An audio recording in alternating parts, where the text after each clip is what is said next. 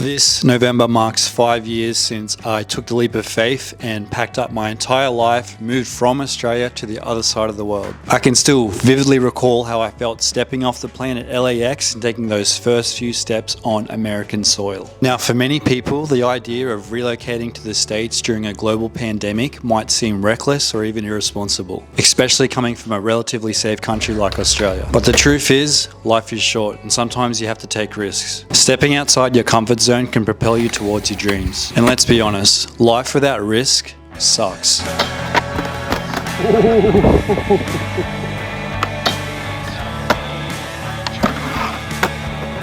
First try. Yeah, me too. So for those that are new to my channel, my name is Sean and I've been living in the United States for close to 5 years now. I decided to throw myself completely out of my comfort zone, hoping for a different lifestyle, more freedom, and the pursuit of happiness. And I'm incredibly grateful to say that I am now happily married, surrounded by like-minded people, and I've never felt more content with my life, but it hasn't always been that way. So to clarify, I didn't just pick up and leave to the US without a plan. I had been traveling back and forth from my home in Sydney to Southern California since late 2018. It's not so sunny in California right now though, it's raining, as you can see. Yeah. So basically each time my trip would come to an end and I'd have to head back to LAX to get a plane back home to Australia, I'd always feel in the back of my head like, I wish I could just stay here. I like it here so much better. And that's probably hard for people to understand considering the whole political thing going on right now, but this is back in like 2018. It really hadn't gone downhill yet. The biggest comfort for me was that the US is an English-speaking country, so I wouldn't have to worry about a language barrier. So I thought. Growing up in Australia, we have our own unique way of speaking English. Depending on where you're from, there's different slang and communication styles. I'm from Sydney myself, so I'd say my accent is a regional Australian one, whereas someone from like northern Queensland would sound a lot different than I do. When I started venturing out in public and communicating with people, things got a little confusing and awkward. Take the word toilet for instance. Back home we call them dunnies, but over here they call them restrooms. So I would get into the groove of being like, hey, like whereabouts is the toilet? And I'd kind of get a weird look because they don't call them toilets here, they're called restrooms. So unless you're my close friend here, when I say dunny, you probably understand what I mean, but I'd have to go around and ask people like, hey, where's the restroom? After a few times where I'd ask people and I'd be like, hey, like whereabouts is the toilet? They'd kind of give me a weird look. That's when I started calling them restrooms. So I've had to kind of change my vocabulary up a little bit. So I feel like the hardest / easiest thing for me, like moving over here, was like making friends. Obviously I skate,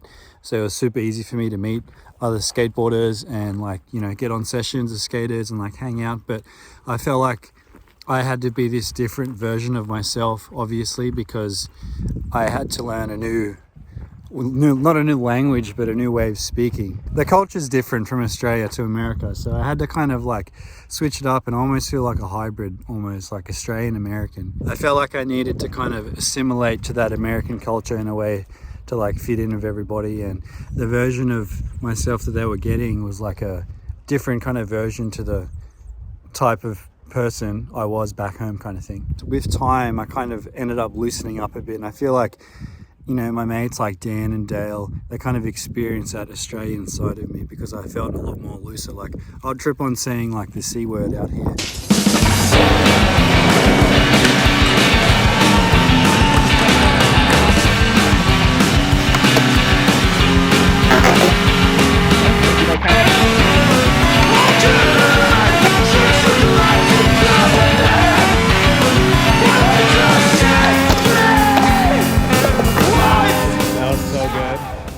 Yeah. Woo. Didn't think I was going to get it. Oh yeah. Good shit. Thank you, sir. I will say that I had an ace up my sleeve with the fact that I am from Australia and Americans love Australians. Like wherever I would go, they'd pick up on the accent and I'd start talking to me, and people were like super friendly to me. And I've even had cops like let me off on stuff because I'm Australian. So that's an ace I kept up my sleeve. It might have been different if I was from like England or something, you know. The history with Americans and Great Britain isn't very pretty.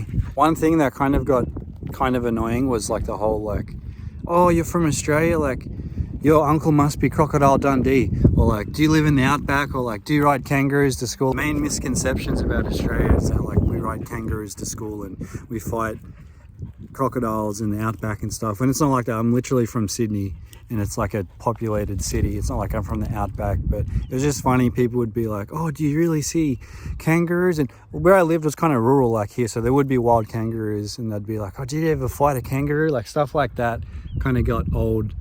Not super quick, but like over the years I was kind of like, oh yeah, here's this question again. The biggest hurdle I would say though was like adapting to the imperial system, because as you know, the Americans stuck to the imperial system, whereas the rest of the world went to metric. And I believe that they stuck with the imperial system because they didn't want to be the same like the rest of the world. I had to quickly learn that a mile was 1.6 kilometers. So half a mile would be 800 meters, and a quarter of a mile would be 400 meters. So that's how I kind of navigated when I'd see the signs where it'd be like 3/4 of a mile, that means it's 1200 meters or 1.2 kilometers. And if it would said like half a mile, 800 meters. Pretty much learned that, like try to learn that straight away once I got over here. The whole inch and half an inch and quarter of an inch still confuses me, but luckily we have Google, and whenever I'm building something at the house, like I always keep a tape measure with me. So before we dive deeper into this video, I just want to give a quick PSA to you guys.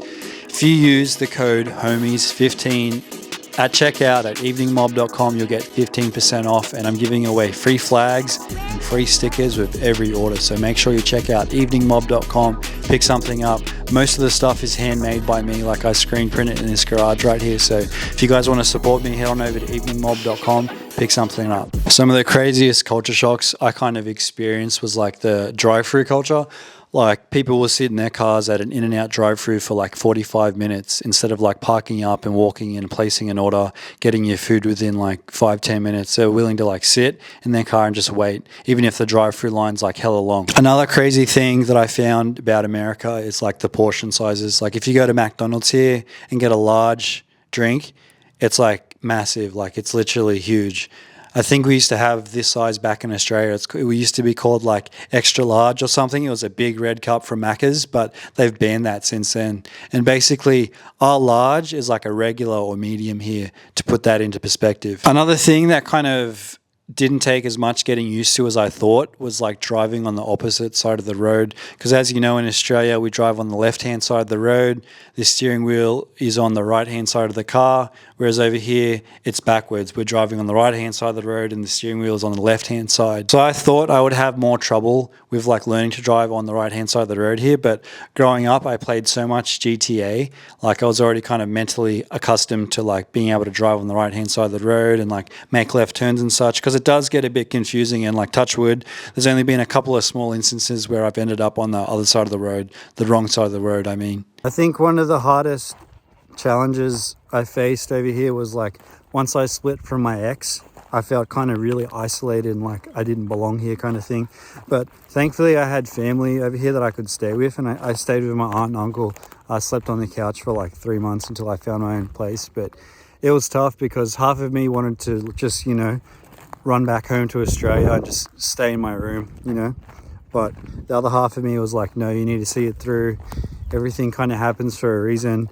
And I was still kind of stoked on the fact that I am here in the United States. I just kind of stuck to my guns, and yeah, it all worked out in the end. I still trip out to this day. Like I'll play GTA 5 and like be driving around Vespucci Beach, and I'm like, damn, this is like real. I could literally get in the car and drive to Venice right now and like walk around here in real life. So it's like I'm still kind of shook. And for a long time I'd be waking up in the morning, and you know when you're kind of waking up and you don't know where you are kind of thing, I'd have to remind myself like, oh shit, like I'm in America right now. This is crazy. Another crazy thing I've found myself having to change up is just like the mannerisms. Like in Australia, if someone says like, oh, thank you, you just go like, oh yeah, it's all right, mate, or no worries. But over here, if you say it's all right to someone, it's kind of like insulting. They're kind of like, it's all right. What do you mean it's all right? So you have to say, of course. So the American way of saying no worries is saying, of course. So if someone says, hey, like thanks heaps, you say, of course, dude, of course. So that's one thing that I've noticed me changing up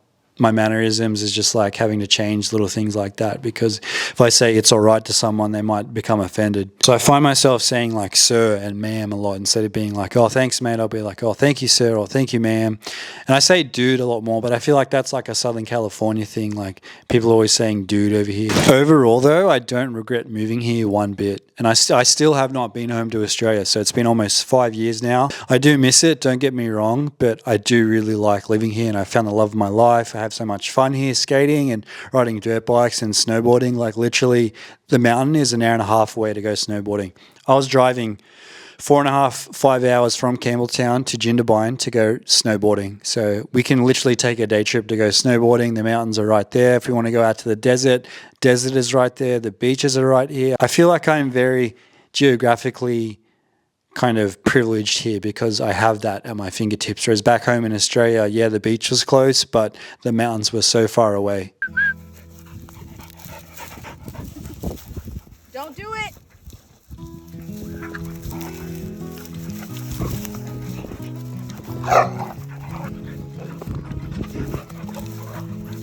These two dogs would be banned in Australia. He'd be banned and she'd be banned. Not only because she's pit bull, but she's half a dingo. Come here. You're a nutcase. Look at that brindle coming through. You want me to ship you back to Fraser Island? Huh? The other dingoes? If you've been watching my channel for a while now, you probably understand that this is a different kind of video. And basically, like, I need to step it up over here. Like, I can't just go for a skate once a week and film it and think like a video is going to do good or that my channel is going to grow. Like, I feel like I need to do this more than just skateboarding. Like, I need to broaden the audience here, which I'm always going to. Skateboarding is a massive part of my life. I'm always going to go skate. I'm always going to be a skateboarder, but I feel like I just need to broaden the content aspect of this channel within restraints. Of course, I'm not going to start making videos on like Minecraft or anything like that, but I just feel like I need to start leaning into the more personality, character person that I am, instead of just putting all of my self-worth into a skateboard, which is fine, but I beat myself up so hard those times when I can't get out and skate and make a video. Like I'm so hard on myself, and I need to realize like my self-worth isn't dictated by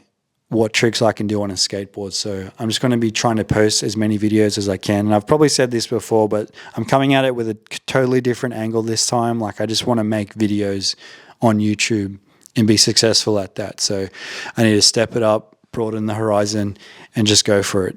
That pretty much wraps it up for this video. So if you are new here, please subscribe, drop me a like. Hopefully I show back up in your YouTube home feed.